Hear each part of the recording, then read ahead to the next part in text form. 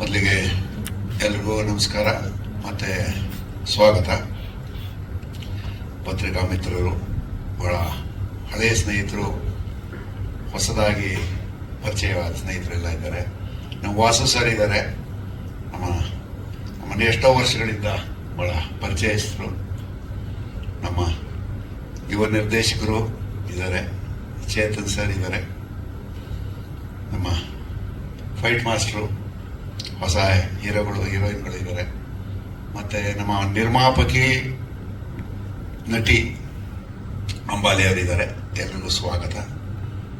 ಇವತ್ತು ನೀವೆಲ್ಲ ನೋಡಿದಿರಾ, ನಾನಿನ್ನ ಬಿಡಲಾರೆ ಚಿತ್ರದ ಟ್ರೈಲರ್ ಅನ್ನ ಬಹಳ ಸೊಗಸಾಗಿ ಮಾಡಿದ್ದಾರೆ. 29ನೇ ತಾರೀಕು ಈ ತಿಂಗಳು ರಿಲೀಸ್ ಆಗ್ತಾ ಇದೆ. ನನ್ನ ಪಾತ್ರಕ್ಕೆ ಇದರಲ್ಲಿ ಒಂದು ಮುಖ್ಯವಾದ ಪಾತ್ರ ಇದೆ.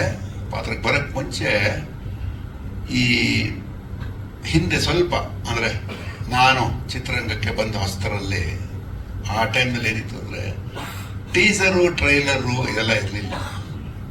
ಡೈರೆಕ್ಟ್ ಆಗಿ ಸಿನಿಮಾ ರಿಲೀಸ್ ಆಗೋದಷ್ಟೇ.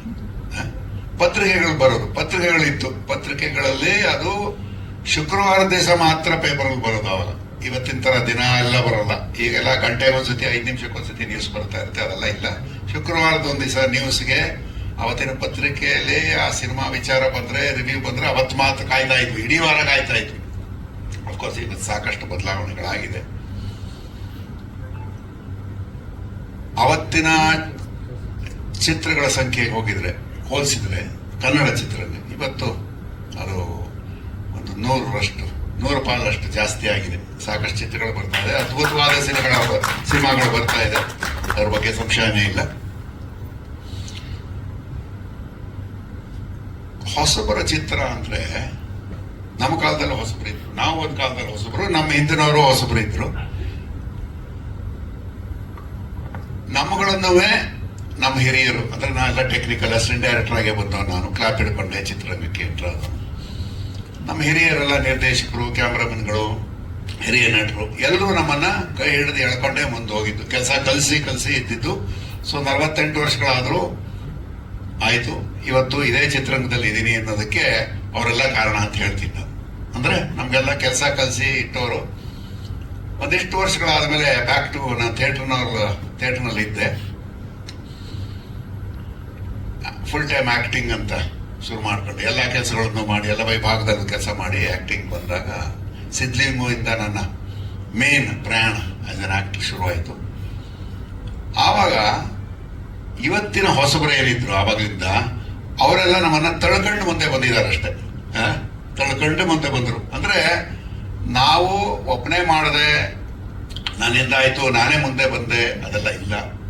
ಇದೆಲ್ಲ ಒಂದು ಸಾಮೂಹಿಕವಾಗಿ ಸ್ನೇಹಿತರು, ಅವರು ಇವರು ಬಂಧು ಬಳಗ ಎಲ್ಲ, ಚಿತ್ರರಂಗದ ಬಂಧು ಬಳಗ ಎಲ್ಲ ನಮ್ಮನ್ನ ಒಟ್ಟಿಗೆ ಸೇರಿ ಮಾಡುವಂತ ಕೆಲಸ. ಇವತ್ತು ಏನು ಹೊಸದಾಗಿ ಚಿತ್ರ ಮಾಡ್ತಾ ಇದ್ದಾರೆ, ನಮ್ಮ ನವೀನ್ ನಿರ್ದೇಶಕರು ಮಾಡ್ತಾ ಇದ್ದಾರೆ, ಹೊಸ ನಿರ್ಮಾಪಕರು ಮಾಡ್ತಾ ಇದ್ದಾರೆ. ನಾನೇನು ಬಿಡಲಾರೆ ಚಿತ್ರಕ್ಕೆ ಇಡೀ ಚಿತ್ರ ಸಮೂಹದ ನಮ್ಮ ನಿರ್ದೇಶಕರು ಆಗಲೇ ತರುಣ್ ಅವರು ವಿಶಸ್ ಮಾಡಿದ್ದಾರೆ, ನಮ್ಮ ಚೇತನ್ ಅವರು ಬಂದಿದ್ದಾರೆ. So this a very good sign ಅಂತ ಅನ್ಕೋತೀನಿ. ಅಂದ್ರೆ ಪರಸ್ಪರ ಬೆಂಬಲ, ಪರಸ್ಪರ ಪ್ರೋತ್ಸಾಹ ಕೊಟ್ರೇನೆ ನಮ್ಮ ಚಿತ್ರರಂಗ ಮುಂದೆ ಬರೋದು. ಇಡೀ ನಾನಿನ್ನ ಬಿಡಲಾರೆ 29 ರಿಲೀಸ್ ಆಗ್ತಿದೆ, ಒಳ್ಳೇದಾಗ್ಲಿ. ಅದ್ರಲ್ಲಿ ನಾನು ಒಂದು ಪಾತ್ರ ಮಾಡಿದ್ದೀನಿ. ಏನ್ ಪಾತ್ರ ಅಂದ್ರೆ ಅದೇ ಸಸ್ಪೆನ್ಸ್ ಇದೆ, ಅಂದ್ರೆ ಗೊತ್ತಾಗತ್ತೆ ನಿಮಗೆ. ನಾನು ಇದರಲ್ಲಿ ಅವರ ಏನು main crux of the story ಇದೆ, ಅದಕ್ಕೆ ನಂದೊಂದು ಬೆಂಬಲ ಇದೆ. ಅಂದ್ರೆ ಬೇರೆ ಒಂದು ರೀತಿಯ ಒಂದು ಸಪೋರ್ಟ್ ಕೊಡ್ತಾ ಇದ್ದೀನಿ. ಸೈಂಟಿಫಿಕ್ ಆಗೂ ಇದೆ ಅಂಡ್ ಶಾಸ್ತ್ರೋತ್ತರವಾಗಿ ಏನ್ ನಡೀತಾ ಇದೆ, ಯಾಕೆ ಹಿಂಗ ಆಡ್ತಾ ಇದ್ದಾರೆ, ಮೇನ್ ಪ್ರೊಟಗನಿಸ್ಟ್ ಏನ್ ತೊಂದರೆಲಿದ್ದಾರೆ. ಸೊ ಹಂಗಾಗಿ ಅವರು ಸ್ವಲ್ಪ ವಿಶ್ಲೇಷಣೆ ಮಾಡಿದೀನಿ. ನಮ್ಮ ಮಂತ್ರಗಳನ್ನ ಕೇಳಿದಿರ. ನೈನಂ ಚಿಂತಂತಿ ಶಾಸ್ತ್ರಾಣಿ ನೈನಂ ದಹತಿ ಪಾವಕಃ. ಅಂದ್ರೆ ಆತ್ಮಕ್ಕೆ ಯಾವುದೇ ಆಯುಧಗಳು ತೊಂದರೆ ಕೊಡೋದಿಲ್ಲ, ಆಯುಧಗಳಿಂದ ಕತ್ತರಿಸಕ್ಕಾಗೋದಿಲ್ಲ, ಬೆಂಕಿಯಿಂದ ಅದನ್ನು ಸುಡೋದಕ್ಕಾಗೋದಿಲ್ಲ, ನೀರಿನಿಂದ ಒದ್ದೆ ಮಾಡೋದಕ್ಕಾಗಲ್ಲ. ಸೊ ಅದು ಶ್ರೇಷ್ಠ. ಅಷ್ಟು ನಿರ್ಮಲವಾದ ಮನಸ್ಸಿದ್ರೆ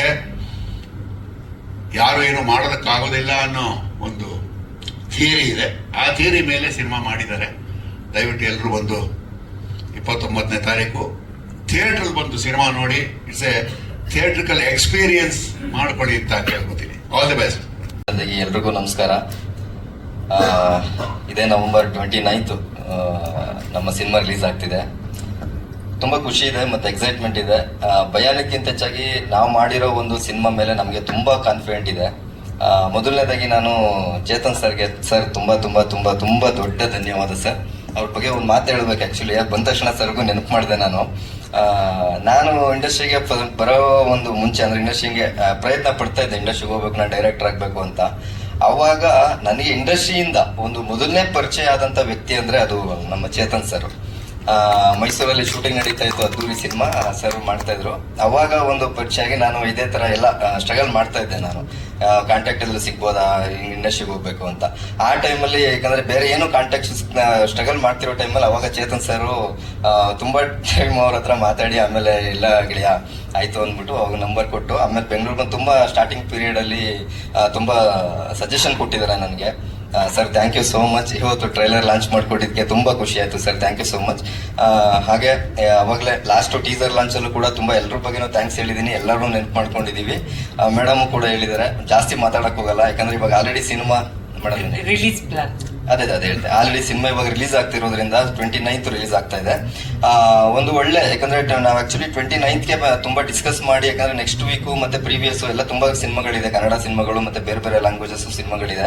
ಹಾಗಾಗಿ ನಮ್ಮ ಡಿಸ್ಟ್ರಿಬ್ಯೂಟರ್ ಲೈಲಾಕ್ ಎಂಟರ್ಟೈನ್ಮೆಂಟ್ಸ್ ಅಂತ ಹೇಮಂತ್ ಅಂತ ಅಂದ್ಬಿಟ್ಟು ಅವರು ಒಂದು ಒಳ್ಳೆ ಥಿಯೇಟರ್ ಸೆಟಪ್ ಎಲ್ಲ ಮಾಡ್ಕೊಟ್ಟು ನೀಟಾಗಿ ಪ್ಲಾನ್ ಮಾಡ್ಕೊಂಡು ಸಿನಿಮಾ ಇದು ಮಾಡ್ತಿದ್ರು. ಒಂದು ದೊಡ್ಡ ಪ್ರಮೋಷನ್ ಕೂಡ ನಮ್ಮ ಪ್ರವೀಣ್ ನೇಕಾಂತ್ ಅವರು ಅವ್ರ ಒಂದು ಮುಖ್ಯಸ್ಥಿಕೆಯಲ್ಲಿ ಎಲ್ಲ ತುಂಬಾ ಚೆನ್ನಾಗಿ ಪ್ರಮೋಷನ್ಸ್ ಎಲ್ಲ ಮತ್ತೆ ನಡೀತಾ ಇದೆ. ಮತ್ತೆ ಇವಾಗ ಏನು ನಾವು ಟೀಸರ್ ಬಿಟ್ಟಿದೀವಿ, 2 ಸಾಂಗ್ ಬಿಟ್ಟಿದೀವಿ, ಎಲ್ಲ ಕಡೆಯಿಂದ ಒಂದು ಪಾಸಿಟಿವ್ ರೆಸ್ಪಾನ್ಸ್ ಬರ್ತಾ ಇದೆ. ಎಲ್ಲ ನಮ್ಮ ಸಿನಿಮಾ ಒಂದು ಕ್ಲಿಪ್ಪಿಂಗ್ಸ್ ಗಳು ಏನ್ ನೋಡಿ ನಮ್ಮ ಸಿನಿಮಾ ಬಗ್ಗೆ ತುಂಬಾ ಒಂದು ಪಾಸಿಟಿವ್ ರಿವ್ಯೂ ಮಾಡ್ತಾ ಇದ್ದಾರೆ.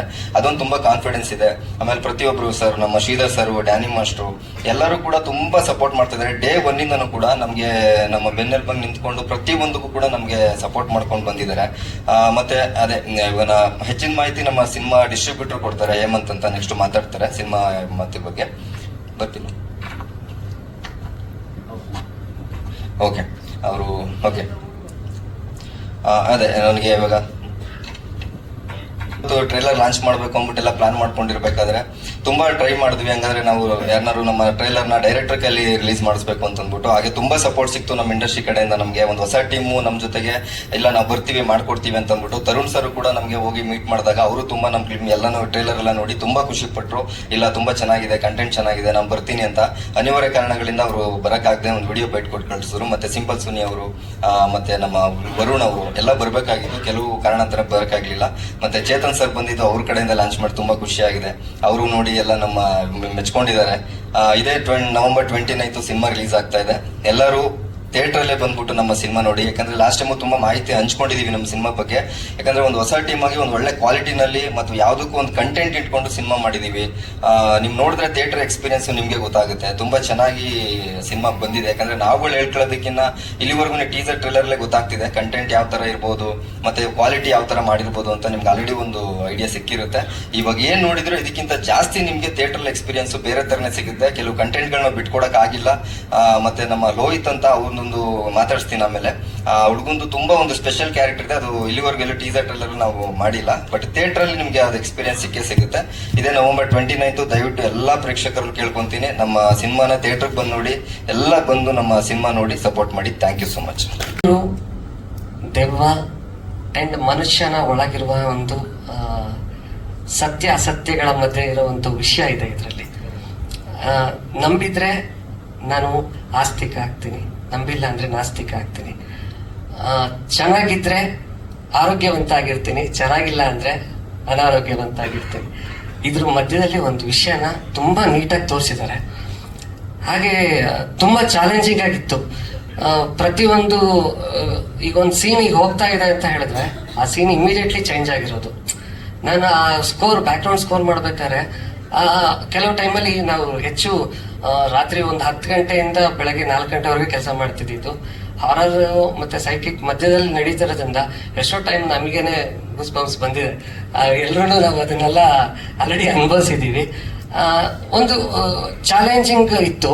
ಕ್ಲಾಸಿಕಲ್ ಅಂಡ್ ವೆಸ್ಟರ್ನ್, ಆಮೇಲೆ ಸೈಕೋ ಥ್ರಿಲ್ಲರ್ ತರ ಒಂದು ಮ್ಯೂಸಿಕ್ಸು, ಒಂದು ಟೈಪ್ ಆಫ್ ಮ್ಯೂಸಿಕಲ್ ಹೊಸ ತರಕ್ಕೆ ಬ್ಯಾಕ್ ಗ್ರೌಂಡ್ ಸ್ಕೋರ್ ಅಲ್ಲಿ ಪ್ರಯತ್ನ ಪಟ್ಟಿದ್ದೀನಿ ಸರ್. ರಾಯರ ಶ್ಲೋಕ ಇದು ಕ್ಲೈಮ್ಯಾಕ್ಸ್ ಸೀನಿಗೆ ಅಂತ ಹೇಳಿ ಮಾಡಿರುವಂತದ್ದು. ಕ್ಲೈಮ್ಯಾಕ್ಸ್ ನಲ್ಲಿ ಏನ್ ನಡೆಯುತ್ತೆ, ರಾಯರ ಪವಾಡ ಹೇಗಿದೆ, ಅವ್ರ ಆಶೀರ್ವಾದ ಪ್ರತಿಯೊಬ್ಬ ಮನುಷ್ಯನ ಮೇಲೆ ಇದ್ರೆ ನಮ್ಗೆಲ್ಲ ಒಳ್ಳೇದಾಗತ್ತೆ. ಆ ದುಷ್ಟಶಕ್ತಿಗಳಿರ್ಬೋದು ಅಥವಾ ಮಾನಸಿಕವಾಗಿ ನಾವು ಒತ್ತಡದಲ್ಲಿ ನಾವೇನೇ ಇದ್ರು ಆ ನೆಮ್ಮದಿ ಸಿಗ್ಬೋದು, ಪ್ರತಿಯೊಂದು ರಾಯರಿಂದ ಸಿಗತ್ತೆ ಅನ್ನೋ ಒಂದು ವಿಷಯನ ಲಾಸ್ಟ್ ಕ್ಲೈಮ್ಯಾಕ್ಸ್ ಅಲ್ಲಿ ನಮ್ಗಿದೆ. ಆ ಕ್ಲೈಮ್ಯಾಕ್ಸ್ ಸಾಂಗ್ ಅಂತ ಹೇಳಿ ಮಾಡಿ ಫುಲ್ಲಿ ಮ್ಯೂಸಿಕ್ ನಲ್ಲೇ ಆ ಮ್ಯೂಸಿಕ್ ಥೀಮೇ ಮಾಡಿ ಕೊನೆ ಎಂಡಿಂಗ್ ಅಲ್ಲಿ ಮಾತ್ರ ರಾಯರ ಒಂದು ಸ್ಮರಣೆಗೆ ಒಂದು 4-5 ಲೈನ್ಗಳನ್ನ ಬರ್ತಿದ್ದಾರೆ. ಈ ತರ ಇದೆ ಸರ್. Thank you sir.